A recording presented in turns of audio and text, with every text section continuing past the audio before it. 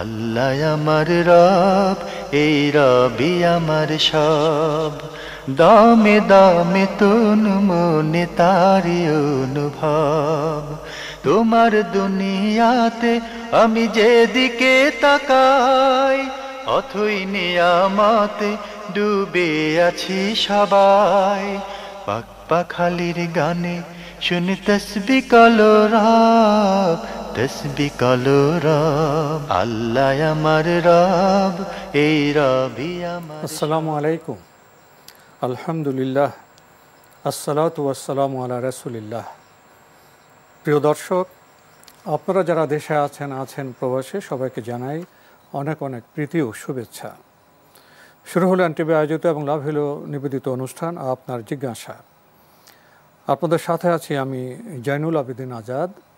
আর আপনাদের মনে জাগা প্রশ্নের জিজ্ঞাসার জবাব দিচ্ছেন বিশিষ্ট আলেম ডক্টর মোহাম্মদ সাইফুল্লাহ। আসসালামু আলাইকুম ওরহমতুল্লাহি ওয়া বারাকাতুহু। প্রিয় দর্শক, চলুন তাহলে জিজ্ঞাসার জগতে। শুরুতে একটি ইমেইল পাঠিয়েছেন মোহাম্মদ রেজাউল করিম। লিখেছেন, আপনার জিজ্ঞাসা অনুষ্ঠানটি আমার খুবই প্রিয়। আমি নিয়মিত দেখার চেষ্টা করি। মনে নানা ধরনের প্রশ্ন জাগে। আমার আজকের জিজ্ঞাসা হলো, আমার পিএফের টাকার সুদ থেকে প্রাপ্ত অর্থ জনকল্যাণমূলক কাজে ব্যবহার করতে গিয়ে নিজের আত্মীয় স্বজনদের ও ভাই বোনদের মাঝে বিলি করতে পারবো কি? এবং এই টাকা আমার পিতার ব্যবসার ক্ষেত্রে রেখে যাওয়া ঋণের টাকা পরিশোধ করতে পারবো কি? ধন্যবাদ আপনাকে। আপনি প্রশ্ন করেছেন যে আপনার পিএফ থেকে প্রাপ্ত সুদ, এই টাকা আপনি আপনার আত্মীয় স্বজনদের মধ্যে বণ্টন করতে পারবেন কিনা। না, আত্মীয় স্বজনদের মধ্যে বণ্টন করতে পারবেন না। ভাই বেরাদর যারা আছে তাদের মধ্যে বণ্টন করতে পারবেন না। এবং নিজের পিতার যে ঋণ রেখে গেছেন সেই ঋণও পরিশোধ করতে পারবেন না। এটি জনকল্যাণমূলক কাজে, জনসেবামূলক কাজে ব্যয় করতে পারবেন, যেখানে সুনির্দিষ্ট কোনো ব্যক্তির মালিকানা এবং স্বার্থ নেই, সেখানে এটি ব্যয় করতে হবে। আর ২ নম্বর বিষয় হচ্ছে, এটা আপনি যেটা করতেছেন এটা আপনার ব্যক্তিগত স্বার্থে করতেছেন। আপনার ভাই বোনদেরকে আপনার টাকা থেকে আপনি দেবেন, তাদেরকে আপনি মানে হারাম টাকা থেকে দিচ্ছেন। ভাই বোনদের উপর আপনার একটা হক আছে, আত্মীয়তার সম্পর্ক আছে, আত্মীয়তার হক আছে। তারপরে আপনার পিতার সম্পদ আছে, সেই সম্পদ থেকে আপনি পিতার রেখে যাওয়া ঋণ পরিশোধ করবেন। সেক্ষেত্রে মানে পিতার সেই সম্পদ থেকে আপনি মালিক হচ্ছেন, তো আপনি সেই সুবিধাটুকু নিচ্ছেন নিজে। আর নিজের যে অবৈধ সম্পদ আছে, যেটা আপনার মালিকানা আসেনি, হারাম, সেটাকে আপনি ব্যবহার করছেন সেই কাজে না। এটা আপনার ব্যক্তিগত মাসলাহাত এর মাধ্যমে সিদ্ধি করছেন, ব্যক্তিগত স্বার্থ সিদ্ধি করছেন। কোনো হারাম সম্পদ, যেই সম্পদের কোনো ব্যক্তির মালিকানা আসবে না, সেই সম্পদ কোনো ব্যক্তি নিজের ব্যক্তিগত মালিকানায় মানে সুবিধার জন্য ব্যবহার করতে পারবে না। এই জন্য এটা আপনার এইভাবে ব্যবহার করা বৈধ নয়। বরং এটা আপনি জনকল্যাণমূলক কাজ কাকে বলে? যেমন কোথাও একটা হসপিটাল করে দিলেন, কোথাও একটা ব্রিজ করে দিলেন, কোথাও একটা এটা পানির টিউবওয়েল বসিয়ে দিলেন, অথবা স্কুলের বিল্ডিং তৈরি করে দিলেন, স্কুলের ঘর তৈরি করে দিলেন, ছাত্রদের জন্য থাকার ছাত্রাবাস করে দিলেন, অথবা মুসাফির খানা করে দিলেন। এগুলো হচ্ছে জনকল্যাণমূলক কাজ করে দিলেন। হ্যাঁ, এই ধরনের কাজগুলো হচ্ছে জনকল্যাণমূলক কাজ। আর এই জনকল্যাণমূলক কাজে আপনি ব্যবহার করতে পারবেন যেগুলোর মানে ব্যক্তি মালিকানা নেই। আর এছাড়া ব্যক্তি মালিকানায় কোন কোন কাজে যেতে পারবেন? যেখানে মানবতার বিষয় রয়েছে। যেমন একজন ব্যক্তি হয়তো হতদরিদ্র অবস্থা, এত ভয়ঙ্কর যে জীবন শেষ, খাওয়া দাওয়ার কোনো আয়োজনই নেই, তাহলে তাকে দিতে পারবেন। থাকার কোনো ব্যবস্থাই নেই, তাকে দিতে পারবেন, কারণ এই মানবতার অবস্থার মধ্যে রয়েছে, তাকে দিতে পারবেন। তবে সেই ব্যক্তি মানে আপনার আত্মীয় হয়, আপনার মানে উপর তার হক রয়েছে, এমন ব্যক্তিকে দিতে পারবে না। তাহলে ওই হকের, যেহেতু আপনার উপর হক আছে, তাহলে সে হয়তো বড় হকের বিকল্প হবে না। যেহেতু আপনার আত্মীয়র একটা হক আছে। এখন আপনি এই সুবাদে মনে করেন যে আমার কাছে টাকা আছে, এখান থেকে তাকে দিয়ে দিই, নিজের টাকা থেকে দেওয়ার চেয়ে এখান থেকে দিয়ে দিলাম। আর সে মনে করলো যে হ্যাঁ, আমার আত্মীয় তো মানে আমাকে মানে তার সহযোগিতা করেছে। না, এটা আপনি করতে পারবেন না, এই কাজ আপনি করতে পারবেন না। যেখানে আপনার ব্যক্তিগত কোনো স্বার্থ সম্পৃক্ত আছে, অথবা যাদের মানে হক আপনার উপর রয়েছে, তাদেরকে এই টাকা থেকে আপনি সাহায্য সহযোগিতা কিছু করতে পারবেন না। আমরা জানলাম বিষয়টি সম্পর্কে। প্রিয় দর্শক আরও লিখেছেন, পরিবারে সচ্ছলতা থাকার পরেও এমনকি স্বামী ইনকাম করলেও কি মহিলাদের চাকরি করা জায়েজ আছে?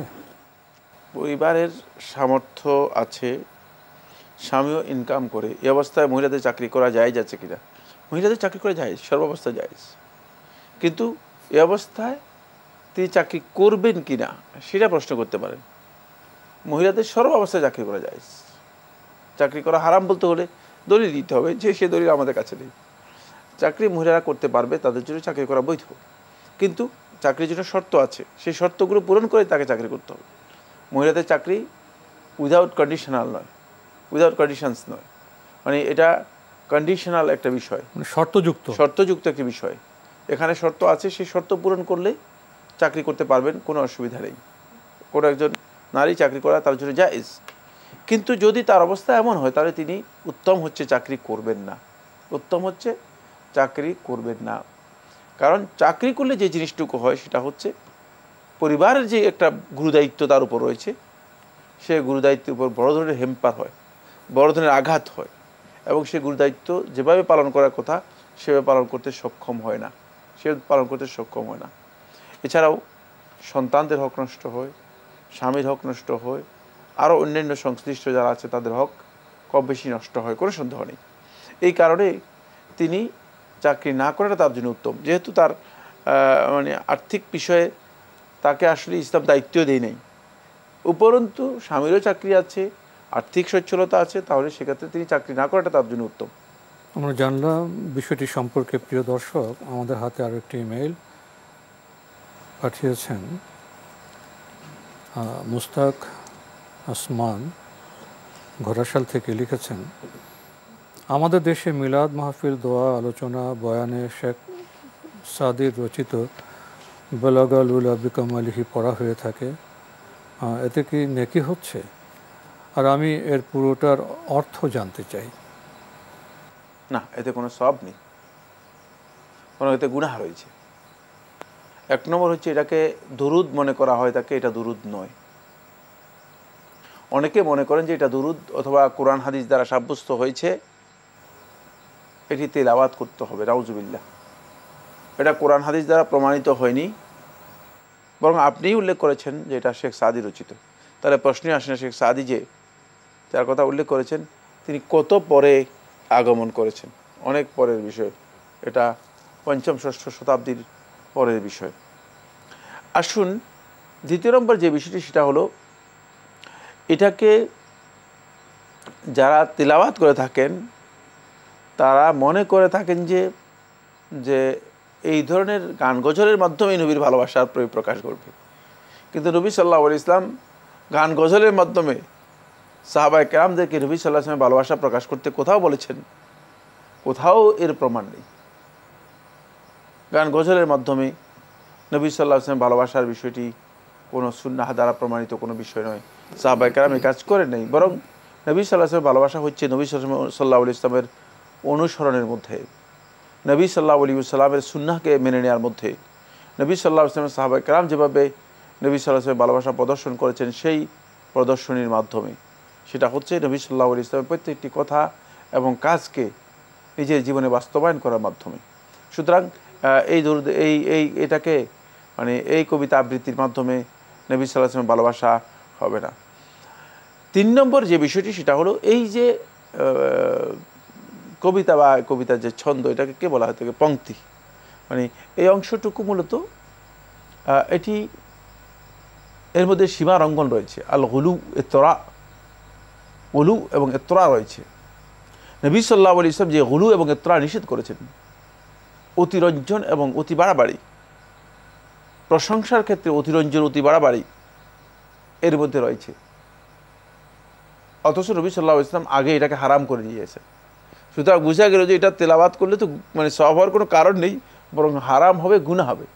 যেহেতু নবী সাল্লাল্লাহু আলাইহি ওয়াসাল্লাম বলেছেন ওয়ালা তুতরুনি কামা আতরাতিন নাসারা ইবনে মারিয়াম, যেভাবে ইবনে মারিয়াম বলতে বোঝানো হচ্ছে ঈসা ইবনে মারিয়াম আলাইহিস সালাতু ওয়াস সালামকে, যে ঈসা ইবনে মারিয়ামের ব্যাপারে খ্রিস্টানরা যেভাবে মানে অতিরঞ্জন এবং অতি বাড়াবাড়ি করেছে, সীমালঙ্ঘন করে আল্লাহর পুত্র বানিয়ে দিয়েছে, তোমরা এই আমার ব্যাপারে এই সীমালঙ্ঘন করবে না।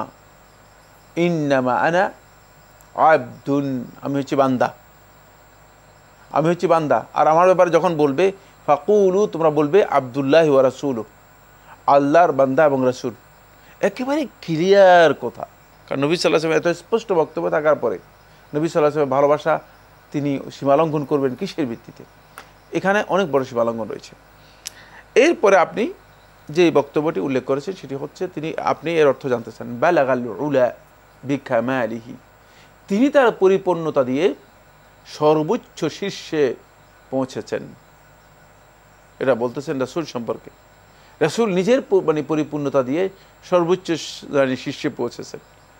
এখন প্রশ্ন এখানে, রাসূলকে আসলে নিজের পরিপূর্ণতা দিয়ে পৌঁছেছেন, না রাসূলকে আল্লাহ সুবহানাহু ওয়া তাআলা পৌঁছিয়েছেন? রাসূলকে আল্লাহ তাআলা পরিপূর্ণতা দিয়েছেন। আল্লাহর পক্ষ থেকে রাসূলুল্লাহ সাল্লাল্লাহু আলাইহি ওয়াসাল্লামকে মর্যাদা দেওয়া হয়েছে। রাসূলুল্লাহ সাল্লাল্লাহু আলাইহি ওয়াসাল্লাম মর্যাদার বিষয়টি আল্লাহর পক্ষ থেকে, কিন্তু এখানে এই কথা নেই বালাগাল উলা বিকামালিহি কাশাফাদ দুজা বিজামালিহি, আর তার সৌন্দর্যের মাধ্যমে এই পৃথিবীর সকল অন্ধকার কি হয়েছে, দূরীভূত হয়ে গিয়েছে। এটা হয়তো একটা ভাবার্থ করা যেতে পারে, কবিদের মানে ভাব থাকে বক্তব্য।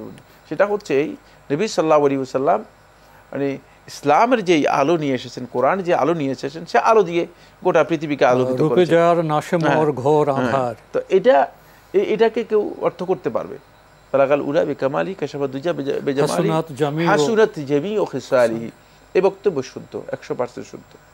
হাসুনাত জামিউ খিসালিহি, যে হাসুনাত জামিউ খিসালিহি, নবী সাল্লাল্লাহু আলাইহি ওয়াসাল্লামের যতগুলো বৈশিষ্ট্য, চারিত্রিক গুণাবলী আছে, আচার আচরণ আছে, এগুলো সবগুলোই উত্তম ছিল, উত্তম হয়েছে, উত্তম, এগুলো মানুষের জন্য উত্তম আদর্শ হিসেবে এসেছে। এটা একেবারেই সঠিক বক্তব্য, কোনো সন্দেহ নেই। সল্লু আলাইহি ওয়া আলিহি, তোমরা তার উপর এবং তার পরিবার পরিজনের উপর দরুদ পড়ো, এটাও শুদ্ধ।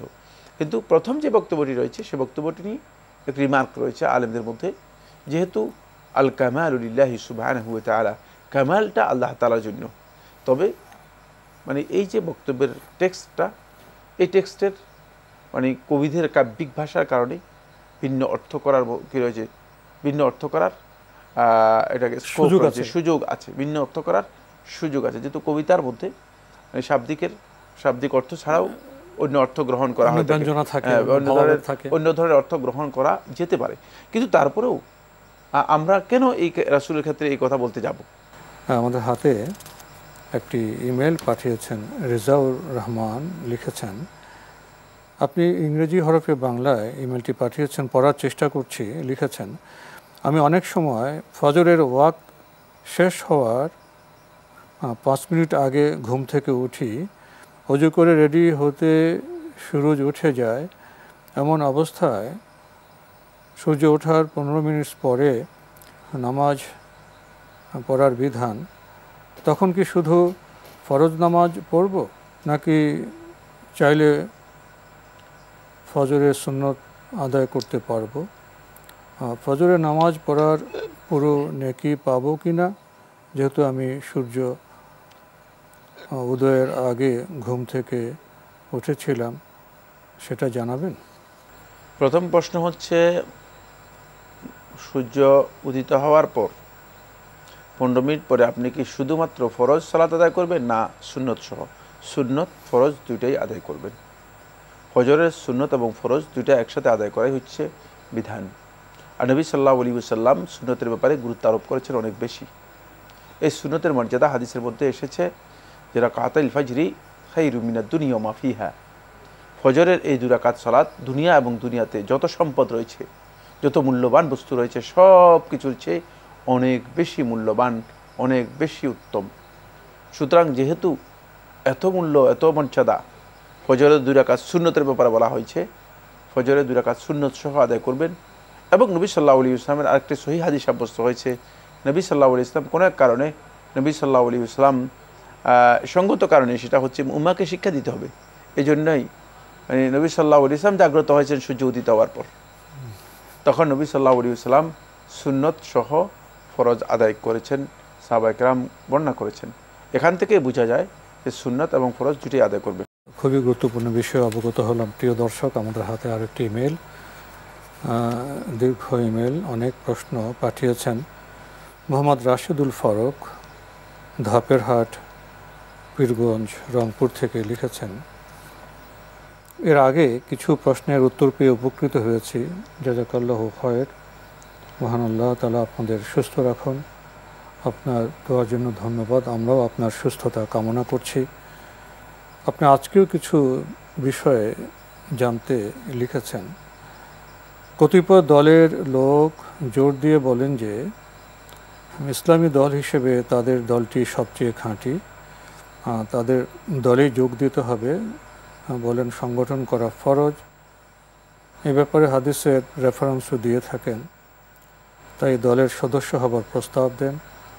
আর প্রস্তাব না মানলে এবং তাদের কথা ও কাজের অসঙ্গতি তাদের সম্মুখে একটু তুলে ধরলে তারা অত্যন্ত বিদ্বেষ ও ঘৃণার চোখে দেখেন, মানুষই মনে করেন না, কাফির মুনাফিক বলে ইঙ্গিত করেন। অথচ কিছুক্ষণ আগেও যাদের কাছে ভালো ছিলাম। এখন প্রশ্ন, দল কি করতে হবে? কোরআন সুন্নাহর আলোকে জানালে উপকৃত হব। ধন্যবাদ আপনাকে। আপনি একটি প্রেক্ষাপট তুলে ধরেছেন, যে প্রেক্ষাপট মুসলিম উম্মার বর্তমান সবচেয়ে ফিতনার প্রেক্ষাপট, এবং এই প্রেক্ষাপটের কারণে মুসলিম উম্মা আজকে সবচেয়ে ক্ষতিগ্রস্ত ও বহুদা বিভক্ত। এবং উম্মার আলেম ওলামা সহ যারা ময়দানে দাওয়াতি কাজ করছেন, দ্বীনের কাজ করছেন, তাদের অনেকের অন্তরের মধ্যে বিদ্বেষ এই কারণে ভরপুর হয়ে আছে। তাই এ বিষয়ে আমি অনেক লম্বা বক্তব্য বা লম্বা কথা না বলে টোটাল সংক্ষিপ্ত একটি কথা বা দুটি কথার মধ্যে শেষ করে দেব। ইসলামে দল করার জন্য মানুষদেরকে বাধ্যতামূলক কোনো বিধান দেওয়া হয়নি যে আপনি দল করতেই হবে, না। মুসলিমের দল করার কোনো প্রয়োজন নেই। দল বা সংগঠন করা এটি ইসলামের বিধান নয়। এই মর্মে তারা কোরআন হাদিসে যে দলিলগুলো উল্লেখ করে থাকেন সবগুলো কোরআন এবং হাদিসের অপব্যাখ্যা অথবা জাল বা মিথ্যা ব্যাখ্যা। হাদিস সহি, জাল ব্যাখ্যা। কোরআনের আয়াত শুদ্ধ, মিথ্যা ব্যাখ্যা বা তাউইল, অপব্যাখ্যা। এই অপব্যাখ্যা করে তারা মানুষদেরকে বিভ্রান্ত পথভ্রষ্ট করছেন।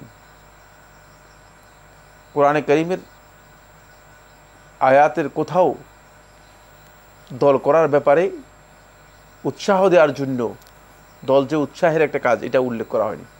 বরং দল শব্দটা উল্লেখ করেছেন কোরআনে আল্লাহ সুবহানাহু ওয়া তাআলা তিরস্কারের, মানে নিন্দার সুরে, তিরস্কারের সুরে। কুল্লু হিজবিন বিমা লাদাইহিম ফারিহুন। প্রত্যেক দলেই তার কাছে যেটা আছে সেটা নিয়ে সে খুব খুশি আনন্দে আছে, কেউ কাউকে ছাড় দিতে চায় না। এটা আল্লাহ তাআলাই বলে দিয়েছেন। এটা নিন্দার শব্দ, নিন্দার সুরে বলেছেন কুল্লু হিজবিন, প্রত্যেকটা দল। এই জন্য দল করার বিধান কোরআন হাদিস দ্বারা প্রমাণিত নয়, এটি একটি ভুল কাজ। ইসলাম একটি জীবন ব্যবস্থা, একটা দিন, আর ইসলামী জীবন ব্যবস্থার মধ্যেই সব কিছু আছে। মুসলিমগণ এর সাথেই সম্পৃক্ত থাকবে, এর থেকে আলাদা হবে না। মুসলিমদের জামাত একটাই হবে, সেই জামাত কোনো দল নয়, সেটা হচ্ছে জামাত যেখানে সবাই ঐক্যবদ্ধ থাকবে, একসাথে থাকবে, মুসলিম পরিচয়ে থাকবে, ইসলামের পরিচয় থাকবে। সুতরাং মানে এই মর্মে যারা মনে করে থাকেন যে ভিন্ন আলাদা দল করলে তিনি সঠিক রাস্তা লাভ করেছেন, আর যিনি দল করেন নাই তিনি হেদায়েত থেকে ভ্রষ্ট অথবা দূরে রয়ে গিয়েছেন, তাদের এই বক্তব্যগুলো মূলত ভ্রান্ত, হেদায়েত থেকে অনেক বিচ্যুত, এবং এই কারণেই মুসলমানদের মধ্যে রেষারেষি বৃদ্ধি পাচ্ছে। আর দলও মানে হিসাব করিনি আমি, প্রতি বছর কমপক্ষে একটি বা দুইটি করে দল বৃদ্ধিও পাচ্ছে। জি।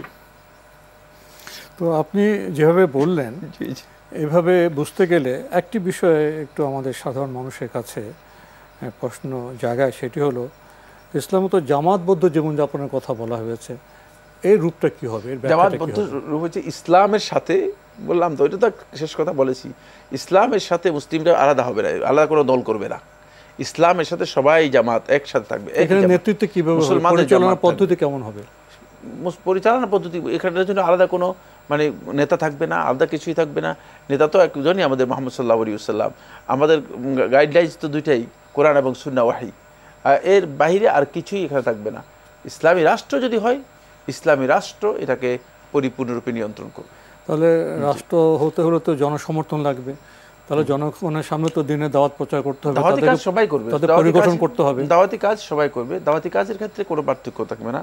আর দাওয়াতি কাজের জন্য আলাদা কোনো দল করতে হবে না। দাওয়াতি কাজের জন্য হতে পারে যে প্রতিষ্ঠান, দাওয়াতি প্রতিষ্ঠান থাকতে পারে দাওয়াত পরিচালনা করার, যোগ্যতার জন্য, শৃঙ্খলার জন্য, পরিগঠনের জন্য। দাওয়াতি প্রতিষ্ঠানও হতে পারে, দাওয়াতি ফর্ম হতে পারে দাওয়াতি কাজের জন্য। কিন্তু দল করার কারণেই উনি যে প্রেক্ষাপটটা বলেছেন, সময়ের দলের যে বিভিন্ন যে প্রেক্ষাপটটা বলেছেন, এই প্রেক্ষাপট দলের হাকিকত। মানে আপনি একটি দল করেন, আমি একটা দল করি, আপনি আমাকে ঘৃণা করতেছেন, আমি আপনাকে ঘৃণা করতেছি, কেন? কোনো কারণ ছাড়া, বেহুদা। ইসলাম আমাকে ঘৃণা শিখাই নেই, আসলে এই ঘৃণা আমার প্রশ্নই আসে না। আর এই যে মানে মানে মানে বিভ্রান্তি, এই যে বিভ্রান্তি, এর মূল কারণ হচ্ছে আমরা দলের এই সংকীর্ণতা থেকে বের হওয়ার কোনো সুযোগ পাচ্ছি না। ইসলাম কোনো সংকীর্ণ জিনিস, ইসলাম হচ্ছে সবাইকে একমোডেট করবে। জি, তো আজকে আমাদের এখানেই শেষ করতে হচ্ছে। আপনাকে অনেক ধন্যবাদ। আপনাকে অনেক ধন্যবাদ। প্রিয় দর্শক, আমরা দেখছিলাম এনটিভি আয়োজিত এবং লাভেল নিবেদিত অনুষ্ঠান আপনার জিজ্ঞাসা। আমাদের অনুষ্ঠান আপনারা এনটিভি অনলাইনেও দেখতে পারবেন, ভিজিট করুন www.ntvbd.com। এছাড়া ইউটিউবে এবং আমাদের ভেরিফাইড ফেসবুক পেজে অনুষ্ঠান দেখতে পারবেন। ইসলাম আল্লাহ প্রদত্ত জীবন বিধান, এই জীবন বিধান পালনের কি মানহাজ, কি পদ্ধতি হবে, সেটা আমাদের প্রিয় নবী হযরত মুহাম্মদ মুস্তাফা সাল্লাল্লাহু আলাইহি ওয়াসাল্লাম আমাদের জন্য উদাহরণ রেখে গেছেন। কিন্তু সমস্যা হলো আমরা ইসলামকে কিভাবে বুঝতে সক্ষম হচ্ছি এবং রাসূল সাল্লাল্লাহু আলাইহি ওয়াসাল্লামের কর্মপদ্ধতি বা মানহাজ কতটুকু উপলব্ধি করতে পেরেছি, এসব বিষয়ে আমাদের আরও জানার প্রয়োজন, আরও শুদ্ধির প্রয়োজন। প্রিয় দর্শক, চিঠি লিখুন, প্রশ্ন পাঠান আমাদের ঠিকানায়। পরিচালক আপনার জিজ্ঞাসা, এনটিভি, বিএসসিসি ভবন, 7ম তলা, 102 কাজী নজরুল ইসলাম অ্যাভিনিউ, কারওয়ান বাজার, ঢাকা 1215। ইমেল অ্যাড্রেস আপনার জিজ্ঞাসা @ntvbd.com। মহান আল্লাহ আমাদের সবাইকে নিরাপদে রাখুন, রাখুন শান্তিতে। আসসালামু আলাইকুম। আল্লাহ আমার রব, এই রবি আমার সব, দামে দামে তুন মনে তারি অনুভব। আল্লাহ আমার রব, এই রবি আমার সব।